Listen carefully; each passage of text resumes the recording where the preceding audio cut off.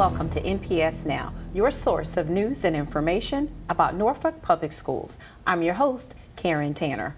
With us today is Ann Christie, Director of the Medical and Health Specialties Program at Maury High School. Welcome, Ann, to NPS Now. Good morning. Thank you. Delighted to be here. Great to have you.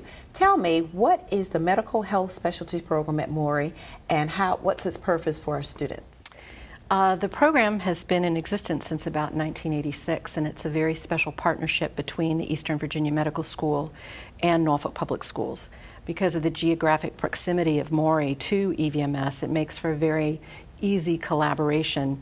Our students are taking science classes that have medical applications integrated throughout the curriculum.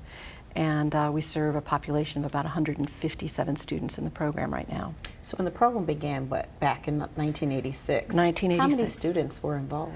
There were roughly 27 students, I believe, with the very first program, very first class. It was done through an NIH grant, and it was developed to increase the enrollment of females and minorities in the medical professions, particularly medical school. There was that interest to encourage women and minority students to seek out a career as a physician. So if a student wants to get involved to be a part of the program, what's the criteria for selection into this program? It's a fairly competitive process. We're going through the application process right now. Students should have in middle school at least a 3.0 grade point average. They should have taken at least 2 credits, high school credits, while in middle school. They're required to have several recommendations, handwrite an essay, and then in many cases we interview students as well. We look a lot at their attendance and their discipline record. So it's actually like a mini college application process. Mm-hmm. How is this program funded? Norfolk Public Schools funds the program. I'm not sure exactly which grant or which budget area it comes out of, but they get a tremendous bang for the buck. We have a small budget of about $30,000 a year, and $20,000 of it goes to the rent at the Eastern Virginia Medical School. So incredible opportunity for kids without being a very costly expenditure on the part of the schools. Walk me through a typical day in this program for students. Well, for our freshmen, they come in and they take, generally they'll have biomed, which is a biology class with medical applications. They could be doing anything from working on learning how to take blood pressures or studying the structure of a cell to dissections in doing rats or fetal pigs. They do a lot of dissections, actually. Then they take the normal classes, math, English, social studies, an elective course, and then their PE class is Accelerated Health and PE that has an introduction to anatomy in the health portion. And the teacher of the Accelerated Health and PE class and the biomed class work very closely together so that whatever's going on in Accelerated Health, if they're studying the circulatory system, the teacher in biomed is also studying blood and veins and the circulatory pathways within the body. So how is EVMS involved in this program? We have a relationship where our juniors, once our junior level students, once students get to that level, they attend anatomy every day in the gross anatomy labs. And so they're bused over to the Eastern Virginia Medical School, and our students take the anatomy classes in the anatomy labs, learning anatomy off of actual cadavers. They don't do actual dissections, the medical students do that, but they learn anatomy from the cadavers.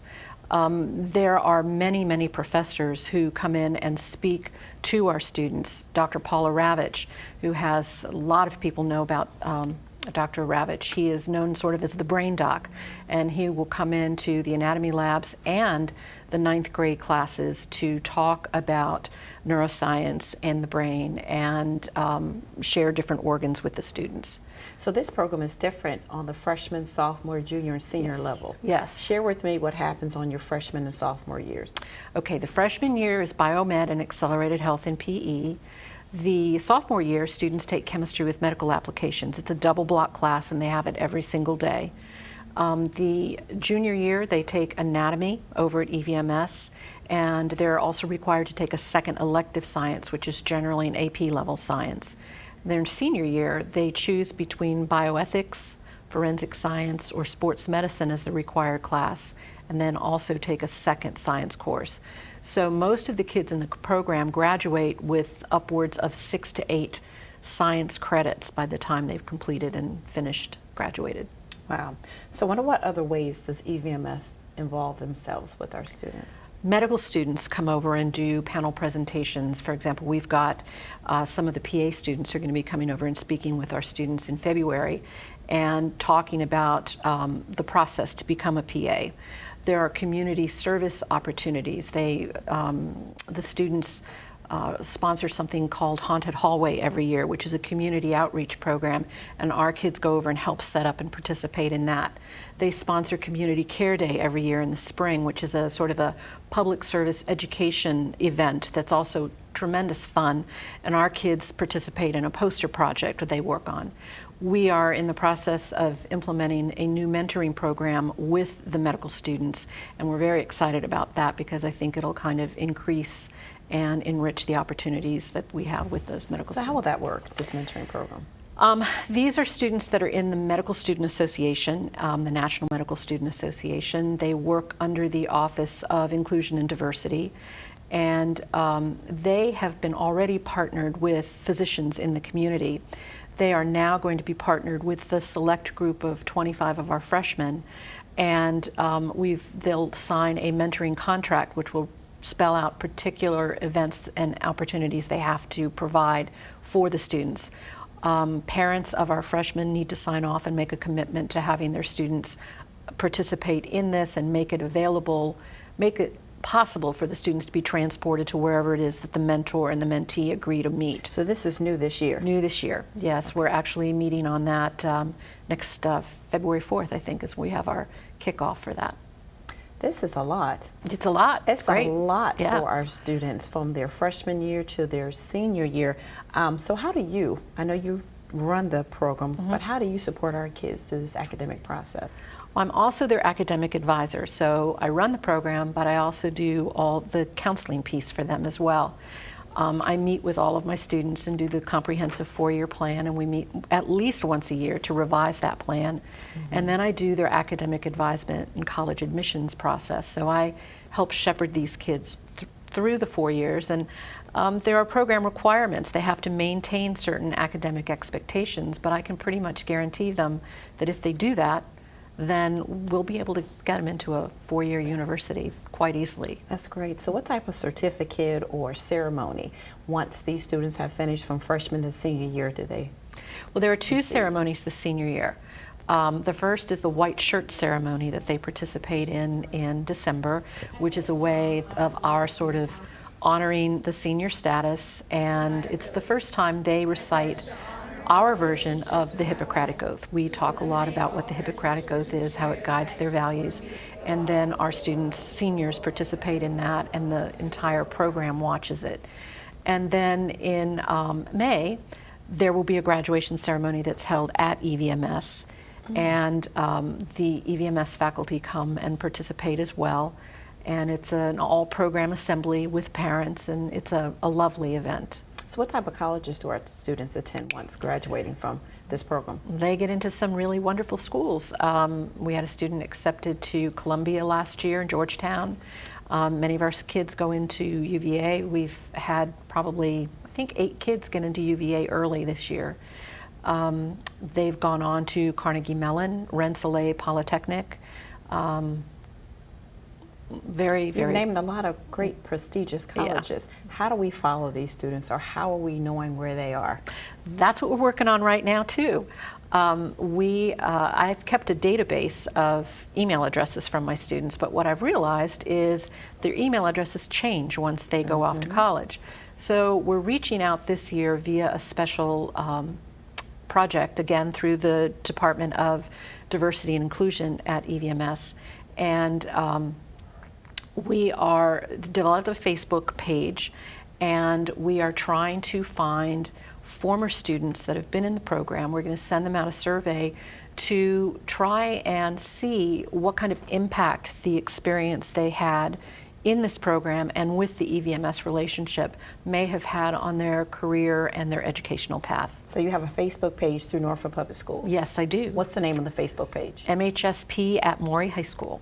So past graduates can come in, tap in, share information, Yes. give you information Yes. about other graduates. Yes, that Wow. would, yeah, and I'm excited about, this morning I was on Facebook just before I came here, actually looking at an old yearbook dated back to 1988 and trying to reach out and friend a few of the former students.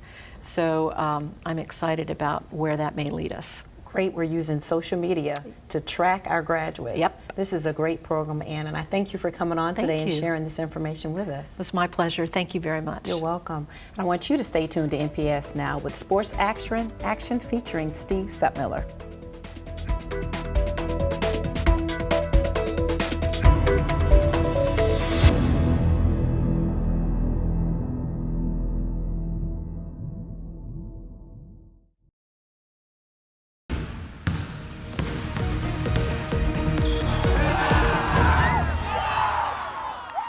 Welcome back to NPS Now. I'm Steve Sutmiller, Senior Coordinator of Athletics. I'm here at the Southside Aquatic Center for the first ever dive competition for Norfolk Public Schools student athletes. I had a chance to catch up with Coach John Jackson to discuss this new program. Coach, this is a new program for Norfolk Public Schools. Tell us a little bit about how it got started, what's involved, and how it's moving forward. Well, it's moving forward good. We started the program with 20 kids, and then Christmas break came, so we lost a few. But it's difficult to start a program the first year because kids don't really know what to expect. But it's going pretty well. Once they get a few practices in a row under their belt, they pick it up pretty quick. We started back in November, and we're approaching the conference tournaments now. How are the divers progressed with their diving? It's really fun to watch them progress because the first practice, they come and they don't really know what to expect, and some of them were afraid to walk out to the end of the board for the first practice. And now you get to adding a jump and jumping off the end of the board and trying the different maneuvers that they do. It's fun to watch them progress. The first practice was rough, but I think definitely, especially with our excellent coaching, we've progressed a lot since the first practice. Have you ever had an experience before this? No, this is my first year diving. What made you want to participate in diving? I play softball, and so I wanted to do a winter sport, and I thought diving would be really good, especially to help me get over my fear of heights, and it has. And yeah, I really like the sport, watching it on the Olympics, and so I'm just happy I can do somewhat of what they can do. What got you involved in it? I did gymnastics when I was younger, and I like to do it over the summer, so I did it because I like to do it. Rate yourself on your progression in diving. I've gotten a lot better, and I like coming here, so I think I've progressed a lot, like an 8 out of 10. Tell us a little bit about how scoring goes with the dive competition. Well, the scoring is based on scores 1 through 10, and they lose points for breaking position. There's 3 basic positions, a tuck, a pike, or a straight. And if they break that position of the dive that they were supposed to do, they take off points for that. They take off points for bending your knees. And the less splash you make going into the water, the higher score you get. How many dives does a diver get into competition, and how many rounds are in a competition? In a high school dual meet, they get 6 dives. And 1 is a required dive, and then they can do 5 optionals but they have to hit 4 out of the 5 diving categories. All right, what is a required dive? A required dive, there's front dives, back dive, inward dive, reverse dive, and twist dive. Those are the 5 categories. And each week they pick 1 dive that the divers have to do. So that's called the required dive. Coach, going forward, we get this first year under our belt. What are you looking? What's your vision for this program? My vision is to get more schools involved. This year we had 2 schools. It was Maury and Lake Taylor. And once the kids go back to their schools and talk to their friends about what they experienced in this dive season, then I think that we will have more involvement. And once they show off at the pool this summer and stuff like that, I think you'll have more involvement. And that's my vision, is to get more schools involved and it takes a little bit of time for them to get a full list. It's really hard for a diver to start and have a full list, and by full list I mean 11 dives. 11 dives is what you need for postseason. Although this was a district meet, there wasn't any scoring involved. This was a chance for these first-year divers to showcase their hard work and to help build a foundation for the next set of divers. Regular season action is winding down and tournaments are shaping up. For all those results, check out your big team's websites. More NPS Now after this break.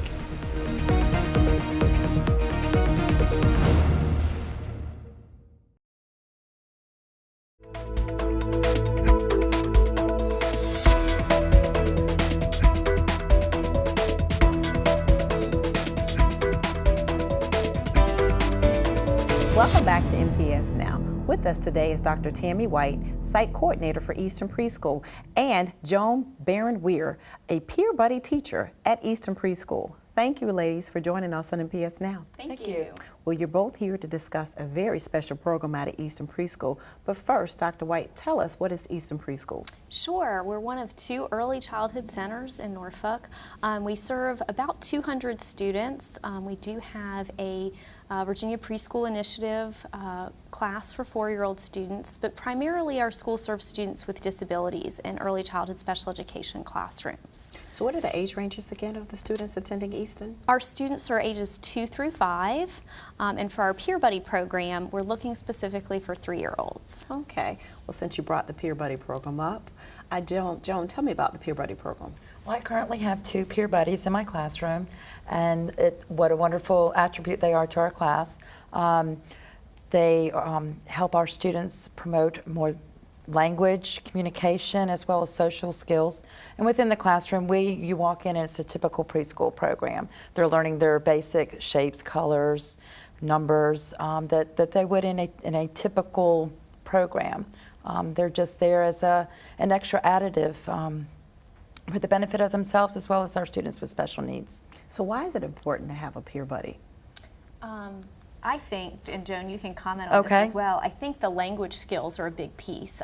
Most of our students with disabilities have some sort of language delay, and having kids that communicate typically and have appropriate social interaction skills really motivates some of our preschool students with disabilities to want to communicate and interact socially. Right. And as I mentioned, it's the language and the communication, and it provides models for our students to know what's appropriate. And language is huge, but it's also that social aspect as well, learning to engage and interact appropriately with other children. When did you begin this Peer Buddy program? We had the Peer Buddy program in place several years ago. My son, who's now in 5th grade, was actually a peer buddy at Easton years ago. And over time, the program had just sort of tapered off with different administrations, and it had just sort of died out. So this year we made a really conscious effort to kind of resurrect that program with some support from our current administration, and we're looking to expand the program even further for next school year. So what are the requirements? If someone's watching the show at home and is like, oh, I'm interested, what's the criteria to be a part of this program? Sure. We're looking for students who turn 3 by September 30th for next school year. It is a half-day program, and we have both morning and afternoon sessions, so either 9 to 12 or 12 to 3. The students do need to be toilet trained. They do need to have appropriate language and social skills, but we do a screening. So the first step in the process is to kind of let us know that you're interested. We'll conduct a screening, let you know if your child would make a great peer buddy, and then you can certainly let us know your preferences in terms of the morning or the afternoon class. So this is just not for adults. We have students that can actually come in and be a peer buddy. Right, yes. This is a student-to-student program. In most of the classes, there are 8 students with disabilities and then 2 peer buddy students. Okay, so what if a parent was watching and wanted to be involved? Could they? Sure, absolutely. The easiest way to get started would be to call the school And our number is 892-3290. Just let our office manager know that you're interested in the Peer Buddy program for next school year. We'll take your information, we'll set up a time for you to bring your child in for a screening, and go over the basic requirements that Norfolk Public Schools requires in terms of the school physical and shot record and all that information. The program is also open to the students of staff members of Norfolk Public Schools who live in other cities. So any Norfolk residents are welcome to apply for the program, as are staff members who live maybe in Portsmouth, Chesapeake, Virginia Beach. You mentioned your son being a peer buddy, but Joan or either one of you, why do you think they select being a peer buddy? Why do you think they want to do it? I think parents want to have their children in that environment. It builds a level of tolerance. I think it promotes acceptance, and in today's diverse society, and promoting that as well, it provides opportunities for children to accept people for who they are, and that there's so many differences between us, and it just gives an opportunity to use and learn skills. Right. So how do you think they benefit? It is a free program, which is great. So there's no fee associated either for our Norfolk residents or our children of staff members. And while they're serving as a peer buddy, they're really getting exposure to a typical preschool curriculum. So if you have a child that's home all day with mom or grandma or somebody in the family, that's of course a great environment, but sometimes having a structured setting where they kind of come and learn what school is all about.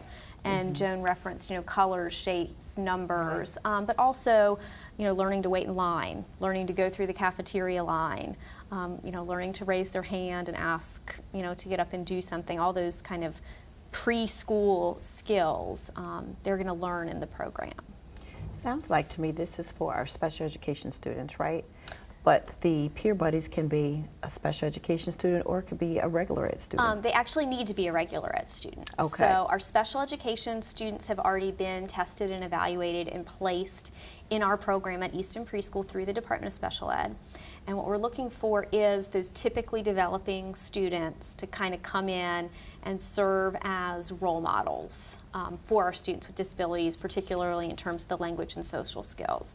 So if you have concerns about a preschooler maybe having a disability, we would certainly invite you to contact the school as well, and we can direct you to the appropriate place for doing that. But for the Peer Buddy program, we're specifically looking for kids with age-appropriate preschool skills. Share with me a success story from the Peer Buddy program that you know. I think it would be your son.